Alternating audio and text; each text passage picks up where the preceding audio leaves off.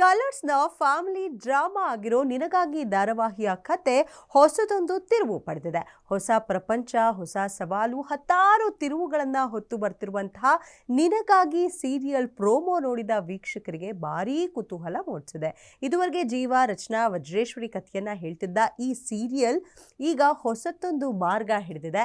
Food ಟ್ರಕ್ನಿಂದ ಸಂಪಾದನೆ ಮಾಡ್ತಾ ಮಗಳನ್ನ ನೋಡ್ಕೊಳ್ತಿದ್ದ ಜೀವ ಸೂಪರ್ ಸ್ಟಾರ್ ರಚನಾಳನ್ನ ಮದುವೆ ಆದ. ನಂತರ ರಚನಾ ಫ್ಯಾಮಿಲಿ ಡ್ರಾಮಾ ಸ್ಟೋರಿ ಕತೆ ನಡೀತಿತ್ತು. ಆದರೆ ಈಗ ಈ ಕಥೆಯಲ್ಲಿ ಸಖತ್ ಇಂಟ್ರೆಸ್ಟಿಂಗ್ ಟ್ವಿಸ್ಟ್ ಸಿಕ್ಕಿದೆ. ಈಗ ಜೀವ ಹಿನ್ನೆಲೆ ಏನು ಅನ್ನೋ ಪ್ರೋಮೋ ಫುಲ್ ಸೌಂಡ್ ಮಾಡ್ತಿದೆ. ಏನಿದು ಆ ಕುರಿತಾದಂತಹ ಡೀಟೇಲ್ಸ್ ಇಲ್ಲಿದೆ. ಖ್ಯಾತ ಉದ್ಯಮಿ ಶ್ರೀವಾರಿ ಗೋಲ್ಡ್ ಪ್ಯಾಲೇಸ್ನ ಸಂಸ್ಥಾಪಕ ಜಗದೀಶ್ ಚಂದ್ರ ಇಲ್ಲಿಲ್ಲ.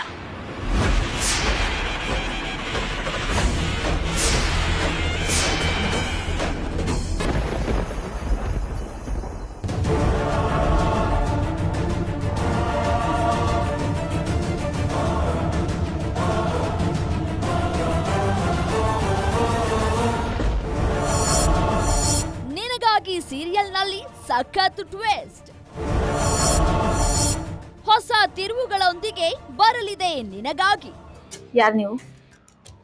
ಈಗಾಗಲೇ ಗೊತ್ತಾಗಿರ್ಬೇಕಲ್ವಾ?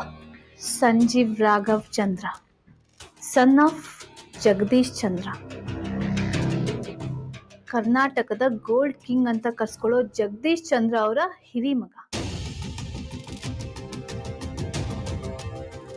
ಇಷ್ಟು ದೊಡ್ಡ ಬ್ಯಾಕ್ಗ್ರೌಂಡ್ ಇರೋ ನೀವು ಯಾಕಿತ್ತರ ಅಜ್ಞಾತವಾಸದಲ್ಲಿದ್ದೀರಾ? ಸಂಜೀವ್ ರಾಘವ್ ಚಂದ್ರ ಅನ್ನೋ ನಿಮ್ಮ ಐಡೆಂಟಿಟಿನ ಬದಲಾಯಿಸ್ಕೊಂಡು ನೀವು ಹೇಗೆ ಜೀವ ಆದ್ರಿ? ಮಾಧುರಿ ನನ್ನ ಶಾರ್ಟ್ ಆಗಿ ಜೀವ ಅಂತ ಕರಿತಾ ಇದ್ಲು. ಅದೇ ಮುಂದಕ್ಕೆ ನನ್ನ ಐಡೆಂಟಿಟಿ ಆಯ್ತು. ಅದೇ ಯಾಕೆ? ಅಷ್ಟು ದೊಡ್ಡ ಸಾಮ್ರಾಜ್ಯದ ವಾರಸ್ದಾರರಾಗಿರೋ ನೀವು ಎಲ್ಲಾನು ಬಿಟ್ಟು ಈಗ ತಿಂಡಿ ಮಾಡ್ಕೊಂಡು 10ಕ್ಕೋ 20ಕ್ಕೋ ಅಲಿಯೋ ಅಂತ ಪರಿಸ್ಥಿತಿ ಯಾಕೆ ಬಂತು? ಹೇಳಿ ಜೀವ, ನಾನು ನಿಮ್ಮ ಹೆಂಡತಿ, ನಿಮ್ಮ ಬಗ್ಗೆ ತಿಳ್ಕೊಳ್ಳೋ ಎಲ್ಲ ಅಧಿಕಾರ ನನಗಿದೆ. ಹೇಳಿ, ನೀವ್ ಯಾಕೆ ಮನೆಯಿಂದ ಹೊರಗೆ ಬಂದ್ರಿ? ಹೇಳಿ ಜೀವ. ಎಲ್ಲದಕ್ಕೂ ಬಲವಾದ ಕಾರಣಗಳಿವೆ ರಚನಾ. ಸದ್ಯಕ್ಕೆ ಏನನ್ನು ಹೇಳೋ ಮನಸ್ಥಿತಿಯಲ್ಲಿ ನಾನಿಲ್ಲ. ಕಲರ್ಸ್ ಕನ್ನಡದಲ್ಲಿ ಪ್ರಸಾರವಾಗ್ತಾ ಇರುವ ನಿನಗಾಗಿ ಧಾರಾವಾಹಿ ಈಗ ರೋಚಕ ತಿರುವುಗಳನ್ನ ಪಡೆದುಕೊಳ್ತಾ ಇದೆ. ಹೊಸ ಪ್ರಪಂಚ, ಹೊಸ ಅಧ್ಯಾಯ, ಹೊಸ ಸವಾಲುಗಳೊಂದಿಗೆ ಸೀರಿಯಲ್ನ ನಾಯಕ ಜೀವ ತನ್ನ ಹಳೆ ಜೀವನಕ್ಕೆ ಕಾಲಿಡ್ತಾ ಇದ್ದಾನೆ. ಸಂಜೀವ್ ರಾಘವ ಚಂದ್ರನಾಗಿ ತನ್ನ ಹೊಸ ಪ್ರಪಂಚದ ಸವಾಲುಗಳನ್ನ ಎದುರಿಸೋದಕ್ಕೆ ಸಿದ್ಧನಾಗಿದ್ದಾನೆ. ಇನ್ನು ಜೀವನ ಈ ಹೊಸ ಅಧ್ಯಾಯದಲ್ಲಿ ಹೆಂಡತಿ ರಚನಾ ಕೂಡ ಜೊತೆಯಾಗಿದ್ದಾಳೆ. ಈ ಭೂಮಿ ಮೇಲೆ ನಾನು ಕಣ್ಣಾರೆ ನೋಡಿರೋ ದೇವ್ರು ಯಾರಾದ್ರೂ ಇದ್ದಾರೆ ಅಂದ್ರೆ ಅದು ನನ್ನಪ್ಪ, ದಿ ಗ್ರೇಟ್ ಜಗದೀಶ್ ಚಂದ್ರ. ನನ್ನಪ್ಪ ನನ್ನ ಹೇಗೆ ಟ್ರೀಟ್ ಮಾಡ್ತಾ ಇದ್ರು ಗೊತ್ತಾ? ನನ್ನ ಕುಟುಂಬ ನನ್ನನ್ನ ಯಾವ ರೀತಿ ಮೆರೆಸ್ತಾ ಇದ್ರು ಗೊತ್ತಾ?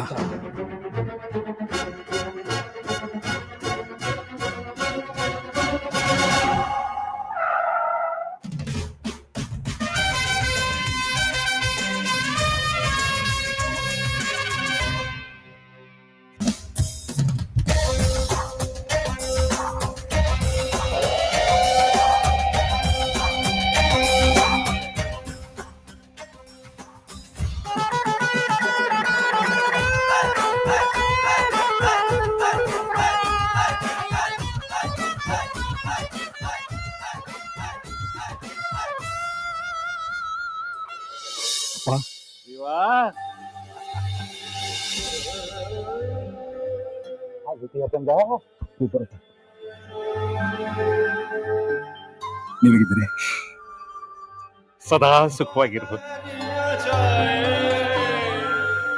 ಈಶ್ವರ್ ನೋಡು, ನನ್ನ ಹುಲಿ ಮರಿ ಬಂದುಬಿಟ್ಟ.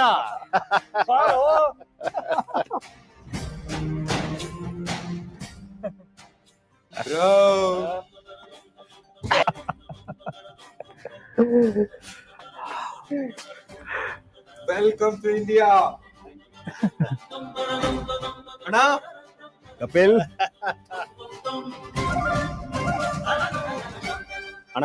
ಈ ಅಮೆರಿಕ ಯುರೋಪ್ ಎಲ್ಲ ಬಿಟ್ಬಿಟ್ಟು ಇನ್ಮೇಲೆ ನಮ್ ಜೊತೆನೆ ಸೆಟ್ಲ್ ಆಗ್ಬಿಡೋಣ. I don't want to miss you ಅಣ್ಣ. ಕಣ ಕಪಿಲ್, ಇನ್ಮೇಲೆ ಅವನು ಎಲ್ಲಿಗೂ ಹೋಗಲ್ಲ, ಇಲ್ಲೇ ಸದಾ ನಮ್ಮ ಜೊತೆಗೆ ಇರ್ತಾನೆ. ಬಾ ಮಗನೇ, ಒಳಗೆ ಹೋಗೋಣ. ಒಂದ್ ನಿಮಿಷ. ನಮ್ಮನೆ ರಾಜ್ಕುಮಾರನ್ಗೆ ಬರ್ತಾ ಒಂದ್ ವೇಳೆ ಎಷ್ಟು ದೃಷ್ಟಿ ಆಗಿರುತ್ತೋ ಏನೋ. ದೃಷ್ಟಿ ತೆಗ್ಬಿಡೋಣ ಅಲ್ವಾ? ದೊಡ್ಡಮ್ಮ ಬನ್ನಿ.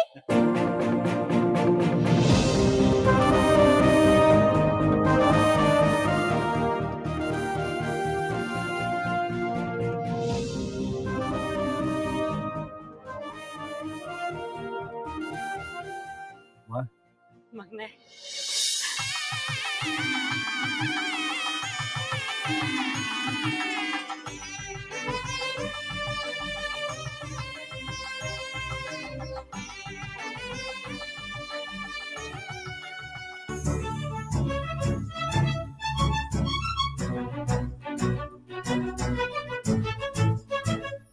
ಕಂದ, ಎಷ್ಟು ವರ್ಷಗಳಾಯ್ತು ನೀನ್ ನೋಡಿ.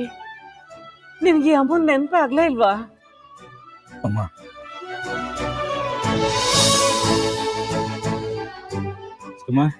ಜೀವ ಹೇಗಿದೆಯೋ? ಸೂಪರ್. ಜೀವ, ನಮ್ಮನ್ನೆಲ್ಲ ಬಿಟ್ಟು ಇನ್ಮೇಲೆ ಎಲ್ಲೂ ಹೋಗ್ಬಾರ್ದು.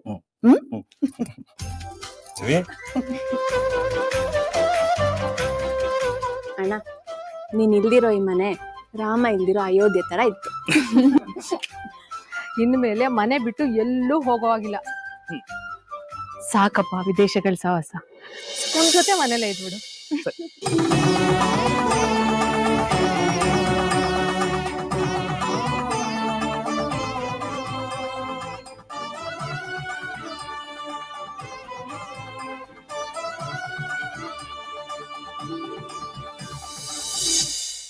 ಜೀವ ತನ್ನ ತಂದೆ ಜಗದೀಶ ಚಂದ್ರನನ್ನ ತನ್ನ ಪಾಲಿನ ದೇವ್ರು ಅಂತ ಭಾವಿಸಿದ್ದ.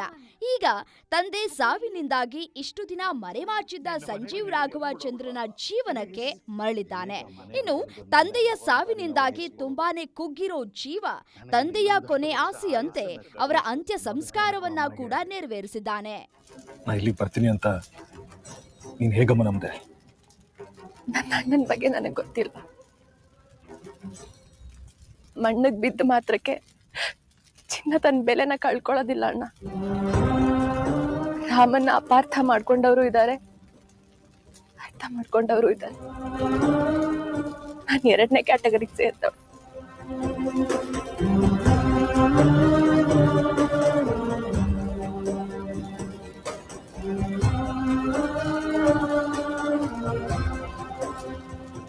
ದೊಡ್ಡಪ್ಪ ಉರಿಯೋದ್ರ ಮೂಲಕ ನಿನ್ ಜೀವನಕ್ಕೆ ಹೊಸ ಬೆಳಕನ್ನ ಕೊಡ್ತಾ ಇದ್ದಾರೆ ಅಂತ ನನ್ಗೆ ಅನ್ನಿಸ್ತಾರೆ.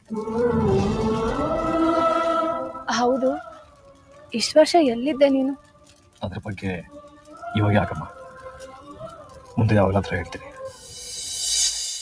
ಒಟ್ಟಾರೆ ಈಗ ಸಂಜೀವ್ ರಾಘವ ಚಂದ್ರನಾಗಿರೋ ಜೀವ ತನ್ನವರಾಗಿರೋ ಶತ್ರುಗಳನ್ನ ಹೇಗೆ ಎದುರಿಸ್ತಾನೆ, ತನ್ನ ತಂದೆಯ ಕನಸನ್ನ ಹೇಗೆ ನೆರವೇರಿಸ್ತಾನೆ ಅನ್ನೋ ಕುತೂಹಲ ಒಂದ್ ಕಡೆಯಾದ್ರೆ, ಇಷ್ಟು ದಿನ ಯಾಕೆ ತನ್ನ ಹಳೆ ಜೀವನವನ್ನ ಮುಚ್ಚಿಟ್ಟು ಜೀವನ ನಡೆಸ್ತಾ ಇದ್ದ, ಅವನ ಹಿಂದಿನ ಜೀವನದ ರಹಸ್ಯವೇನು ಅನ್ನುವ ಕುತೂಹಲವೂ ಕೂಡ ವೀಕ್ಷಕರಿಗೆ ಇದೆ. ಬಂದಿರೋ ಕಣ್ಣೀರೆಲ್ಲ ಪ್ರಾಣನ ಬಗ್ಗೆ ವಿಚಾರಿಸ್ತಿದ್ದಾರೆ. ಎಲ್ರಿ ನಿಮ್ಮ ಅಣ್ಣನ ಮಗ?